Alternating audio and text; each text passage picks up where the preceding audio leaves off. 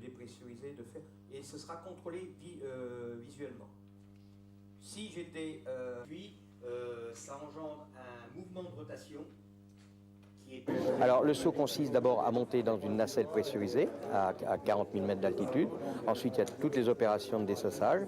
Dès que ces opérations seront faites, j'ouvrirai la porte, je déverrouillerai la porte et là je pourrai sauter.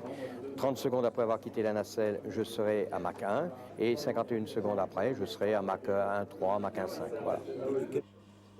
C'est au centre de recherche thermophysiologique du service de santé des armées que Michel Fournier passe des tests afin d'évaluer l'efficacité de la protection vestimentaire qu'il portera lors de son saut.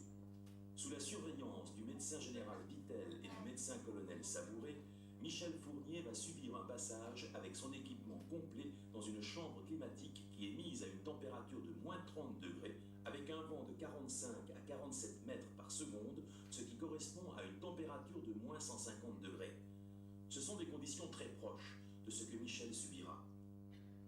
Les essais en soufflerie permettent de recréer les effets de la vitesse qu'atteindra Michel Fournier et de tester les effets du vent sur son pouvoir de refroidissement. Pour réaliser ce saut, 2 cabines pressurisées ont été conçues depuis plus de 40 ans et de faire avancer la science. L'ensemble de la chaîne de vol mettra 3 heures pour arriver à destination dans la haute stratosphère, une zone où la pression est quasiment nulle. Après 20 minutes de checklist, il ouvrira la porte de sa capsule et ce sera le plongeon dans le vide spatial.